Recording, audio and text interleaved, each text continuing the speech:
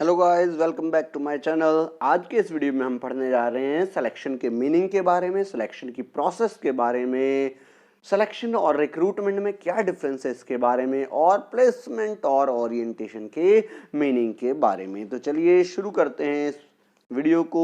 सबसे पहले हम क्या समझेंगे? सबसे पहले हम समझेंगे कि सिलेक्शन का मीनिंग क्या है। So selection can be defined as discovering most promising and most suitable candidate to fill up the vacant job position in the organisation. देखिए सिलेक्शन क्या है, सिंपल लैंग्वेज में भाई हमने बहुत सारे लोगों को अपने यहाँ रिक्रूटमेंट के लिए मोटिवेट कर लिया था। अब जिन लोगों ने हमारे यहाँ जॉब के लिए क्या किया था, एप्लीकेशन भेजी हुई है, जॉब के लिए हमारे यहाँ जो टेस्ट दे रहे हैं, उनमें से अब हमें क्या करना है, जो सबसे बढ़िया होगा, जो हमारी ऑर्गेनाइजेशन के लिए सबसे ज़्यादा सूटेबल होगा, सबसे ज़्यादा प्रॉमिसिंग होगा, अब हमें उस बंदे का क्या करना है, सिलेक्शन करना है, उस कैंडिडेट का क्या करना है, चूज करना है उसको वैकेंट जॉब पोजीशन को फिल करने के लिए। तो इसी को हम क्या बोलते हैं? इसी को हम बोलते हैं सिलेक्शन। ओके, तो सिलेक्शन प्रोसेस में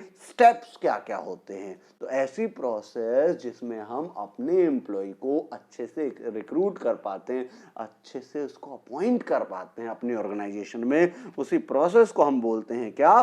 सिलेक्शन प्रोसेस। तो इस सिलेक्शन प्रोसेस के डिफरेंट स्टेप्स क्या हैं उनको समझ लेते हैं। देखिए रिक्रूटमेंट प्रोसेस स्टार्ट होती है जो आपके यहाँ बायोडेटा आए हैं, जो आपके यहाँ रिज्यूमे आए हैं, उन रिज्यूमे की स्क्रीनिंग से। सबसे पहला स्टेप है प्रिलिमिनरी स्क्रीनिंग। प्रिलिमिनरी स्क्रीनिंग कैसे की जाएगी, क्यों की जाएगी? देखिए हमारे यहाँ बहुत सारे लोगों ने अप्लाई किया, तो ऐसे बंदे जो अनक्वालिफाइड हैं हमारी उस जॉब के लिए, यानी हमारे यहाँ काम करने के लिए जो मिसफिट हैं, उनकी एप्लीकेशन को हम पहले ही देख लेंगे, उनकी एप्लीकेशन को पहले ही क्या कर लेंगे, स्क्रीनिंग कर लेंगे। सबकी एप्लीकेशन को देखने के बाद ऐसे जो मिसफिट कैंडिडेट होंगे उनको क्या कर देंगे, एलिमिनेट कर देंगे। दैट्स वाई हमारा फर्स्ट हमारा जो स्टेप होता है सिलेक्शन प्रोसेस का, वो है क्या? प्रिलिमिनरी स्क्रीनिंग, और screening through biodata to eliminate unqualified and misfit candidate. Okay, so next step हमारा होता है सिलेक्शन प्रोसेस का सिलेक्शन टेस्ट। भाई हमने जिन लोगों ने हमारे यहाँ अप्लाई किया था, हमने उनकी एप्लीकेशन देख ली, अब हमने वो लोग देख लिए, वो लोग निकाल लिए जो जिनकी एप्लीकेशन ठीक है, जो क्वालिफाइड है हमारी जॉब के लिए, जिनकी क्वालिफिकेशन ठीक है। अब ऑर्गेनाइजेशन क्या करेगी?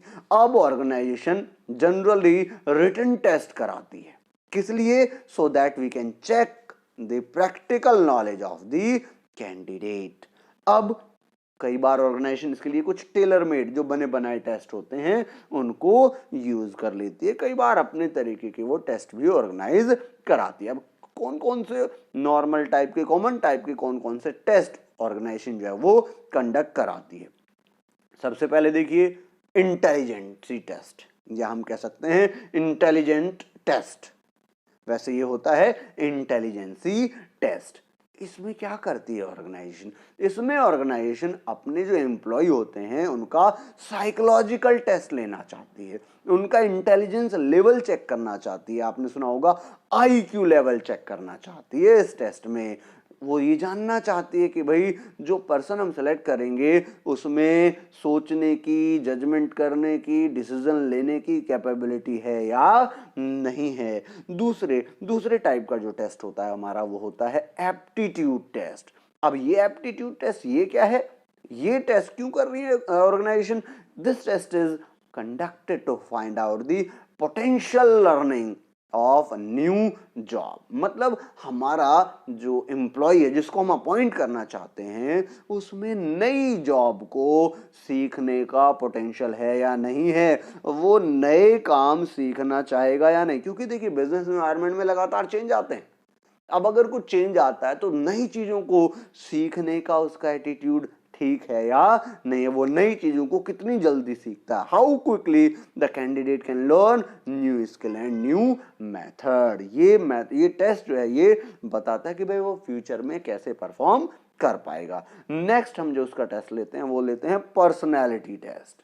देखिए ह्यूमन बिहेवियर जो है उसकी इंटेलिजेंसी भी टेस्ट करनी है हमें, उसका एप्टीट्यूड भी टेस्ट करना है, काम वो कैसे करेगा, काम के प्रति उसका क्या एटीट्यूड होगा ये भी टेस्ट करना है। हमें ये भी टेस्ट करना है कि जिस काम के लिए वो अप्लाई कर रहा है उस काम को करने में उसका इंटरेस्ट है भी या नहीं है। तो जब हम ये सारे टेस्ट चेक करते हैं, ये सारी चेकिंग करते हैं, उसका इंटेलिजेंसी लेवल, उसका एप्टीट्यूड, उसका एटीट्यूड, उसका इंटरेस्ट, तो ये ओवरऑल जो टेस्ट बन जाता है ये बन जाता है कौन सा टेस्ट, आपका पर्सनैलिटी टेस्ट। इसमें सब चीजें टेस्ट हो जाती हैं, उसका एटीट्यूड भी टेस्ट हो जाता है। नेक्स्ट है आपका ट्रेड टेस्ट। ट्रेड टेस्ट किस लिए कराया जाता है कि भाई जिस पर्टिकुलर ट्रेड के लिए वो आ रहा है उसको नॉलेज है या नहीं है, उसका लेवल नॉलेज का उतना है या नहीं है, उसकी प्रोफिशिएंसी उस एरिया में है या नहीं है। ठीक है जी। देखो ट्रेड टेस्ट और एप्टीट्यूड टेस्ट में क्या डिफरेंस है। ट्रेड टेस्ट आइडेंटिफाई करता है उसकी पर्टिकुलर स्किल को जिसके लिए वो टेस्ट देने आ रहा है, जॉब के लिए अप्लाई करने आ रहा है, जबकि एप्टीट्यूड टेस्ट बताता है कि भाई अगर कुछ चेंज आता है ऑर्गेनाइजेशन में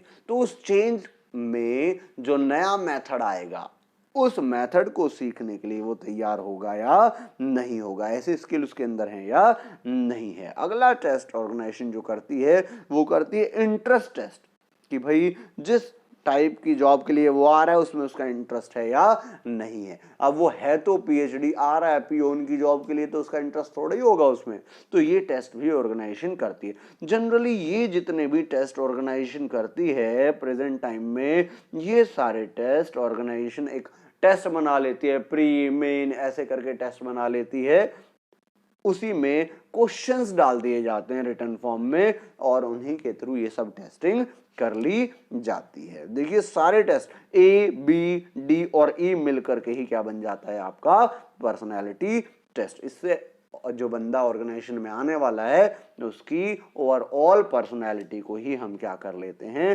टेस्ट कर लेते हैं।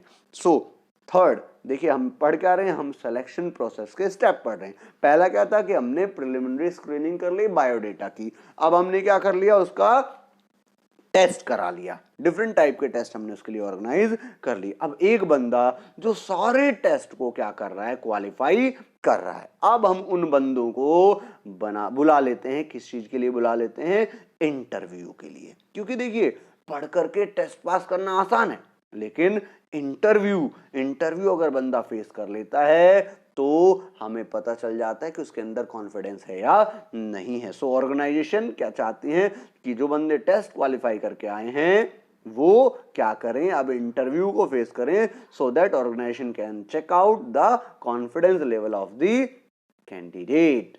ठीक है जी, इससे उसकी प्रोफेशनल नॉलेज भी वो लोग क्या कर पाएंगे, टेस्ट कर पाएंगे। इंटरव्यू में जो कैंडिडेट होता है उसको चांस मिलता है कि वो अपनी जो भी उसकी क्वेरीज हैं उनको क्लैरिफाई कर ले, जो उससे पूछा जा रहा है वो उसको आंसर कर पा रहा है या नहीं कर पा रहा है, वो भी अपनी कैपेबिलिटी चेक कर लेता है और ऑर्गेनाइजेशन भी उसको बता देती है कि भाई अगर आपका सिलेक्शन होगा तो आपकी सैलरी क्या रहेगी, आपकी वर्किंग कंडीशन क्या रहेगी, आपकी पोस्टिंग कहाँ कहाँ दी जा सकती है।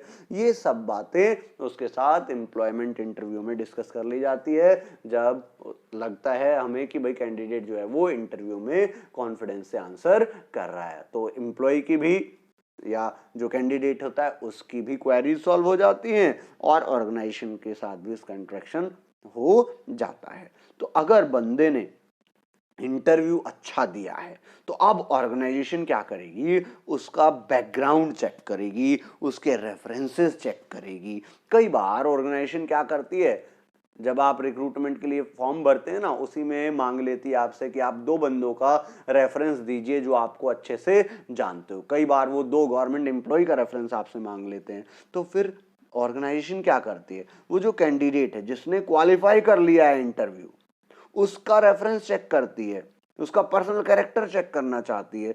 तो क्या करती है ऑर्गेनाइजेशन जिस बंदों को उसने रेफरेंस में दिया हुआ है उनको कॉल करके उसके बारे में पता कर लेती है कि कहीं भाई वो बंदा ऐसे ही तो नहीं है, वो कुछ सन की टाइप का तो नहीं है। तो ऐसे रेफरेंसेस और उसके बैकग्राउंड को ऑर्गेनाइजेशन क्या करती है, चेक कराती है। नेक्स्ट क्या है, भाई देखिए, हमने कैंडिडेट का हमने क्या कर लिया, हमने कैंडिडेट का टेस्ट ले लिया, हमने उसका इंटरव्यू ले लिया, हमने उसका बैकग्राउंड चेक कर लिया, रेफरेंसेस चेक कर लिए।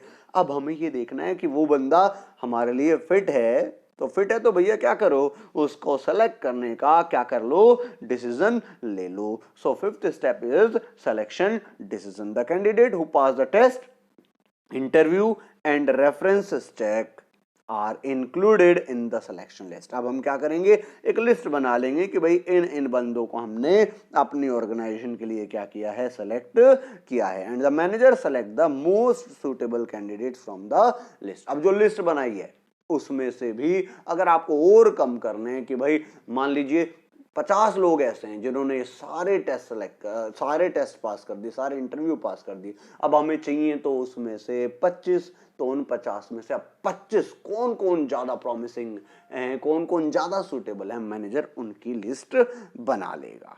ठीक है जी। अब जिन लोगों को सेलेक्ट किया गया, जिनके लिए सिलेक्शन का डिसीजन ले लिया गया, उन लोगों को कह दिया जाएगा कि भाई आप मेडिकल फिटनेस अपनी जो है वो प्रूफ कीजिए। So before the job offer, उनको जॉब ऑफर देने से पहले candidate is required to undergo a medical fitness test. Army वगैरह में देखा होगा आपने, जो सब चीजें क्वालिफाई कर लेते हैं उनको कहा जाता है भाई आप मेडिकल कराओ, या उनको पर्टिकुलर हॉस्पिटल बता दिया जाता है, पर्टिकुलर डॉक्टर बता दिया जाता है, उसके पास जाकर के आप मेडिकल चेकअप करा के आइए, फिटनेस टेस्ट करा के आइए।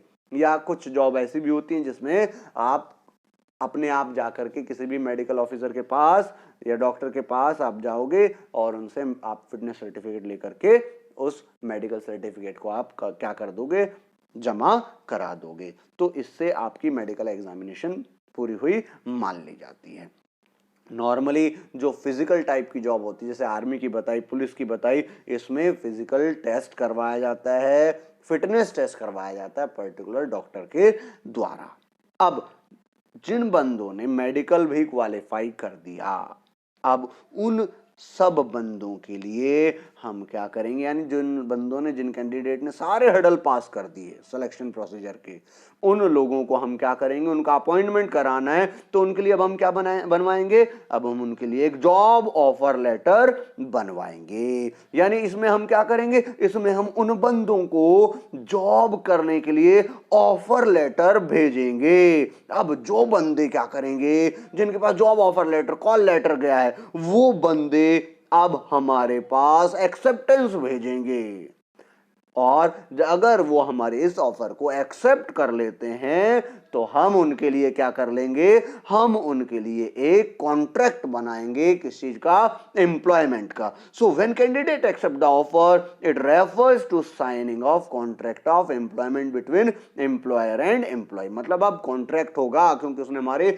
जॉब ऑफर को एक्सेप्ट कर लिया। अब हमारे बीच में, यानी एम्प्लॉयर और एम्प्लॉय के बीच में क्या होगा, एक कॉन्ट्रैक्ट होगा, और एम्प्लॉय और एम्प्लॉयर दोनों उस पर क्या करेंगे, साइन करेंगे। इसमें नॉर्मल कंटेंट क्या क्या होता है, कॉमन कंटेंट क्या क्या होता है इस कॉन्ट्रैक्ट में, कि भाई उसकी ड्यूटीज क्या होगी, उसकी रेस्पॉन्सिबिलिटी क्या होगी, उसको क्या पैसा मिलेगा, क्या अलाउंसेस उसको दिए जाएंगे, वर्किंग आवर क्या होंगे, डिसिप्लिनरी रूल वगैरह जो है वो सब उसके अंदर लिखे रहते हैं। ठीक है, तो ये था हमारा क्या, सिलेक्शन प्रोसेस। चलिए अब देख लेते हैं कि जो सिलेक्शन है और रिक्रूटमेंट, इन दोनों में डिफरेंस क्या है। देखिए रिक्रूटमेंट तो क्या है, रिक्रूटमेंट एक ऐसी प्रोसेस है जिसमें हम क्या करते हैं, जिसमें हम सूटेबल कैंडिडेट को सर्च करते हैं। जबकि सिलेक्शन क्या है, सिलेक्शन एक ऐसी प्रोसेस है जिसमें हम मोस्ट एलिजिबल कैंडिडेट में से किसी को सेलेक्ट करते हैं। यानी सिलेक्शन में किया जाता है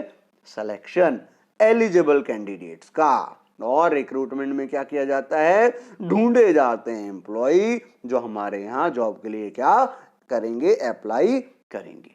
एम क्या है रिक्रूटमेंट का, रिक्रूटमेंट का एम है अट्रैक्ट करना ज्यादा से ज्यादा कैंडिडेट को। सिलेक्शन का क्या एम है, सिलेक्शन का एम है कि भाई जो क्वालिफाई नहीं कर रहे उनको एलिमिनेट करो। देखिए इसीलिए जो रिक्रूटमेंट है उसमें तो हम ज्यादा से ज्यादा लोगों को ये मोटिवेट करना चाहते हैं, इंड्यूस करना चाहते हैं कि भाई आप ज्यादा से ज्यादा लोग हमारे यहाँ आओ।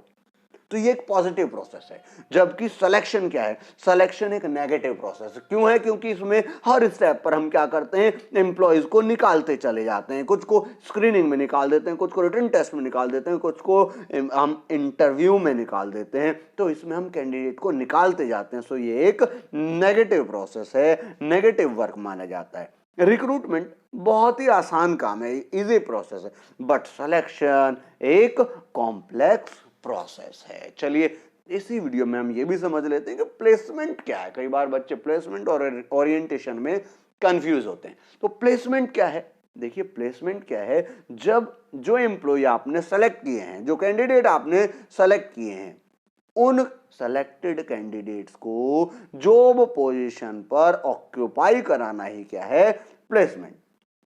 अब देखिए जो ऑर्गेनाइजेशन है भाई, उसने सेलेक्ट तो कर लिए बंदे, जब हम उन बंदों को उनकी जॉब पोजीशन पर प्लेस कर देते हैं तो इसी प्रोसेस को क्या बोल देते हैं, प्लेसमेंट। ओरिएंटेशन क्या है, orientation means introducing every selected employee to his fellow employees, supervisor and rules and policies of the organization। जब हम सेलेक्ट किए हुए एम्प्लॉय को, अपॉइंट किए हुए एम्प्लॉय को उसके फेलो एम्प्लॉयज से, उसके साथ वाले एम्प्लॉय से, उसके सुपरवाइजर से, उसके सुपीरियर से उसको इंट्रोड्यूस करवा देते हैं, फैमिलियर करवा देते हैं, rules and regulations, policies organisation की, इससे नए एम्प्लॉय को इंट्रोड्यूस करवा देते हैं। तो यही क्या कहलाता है, ओरिएंटेशन ऑफ द एम्प्लॉय। तो आज इस वीडियो को हम यहीं खत्म करते हैं। अगर आपको ये वीडियो पसंद आई है तो चैनल को लाइक, सब्सक्राइब एंड कमेंट करना ना भूलें। Thank you.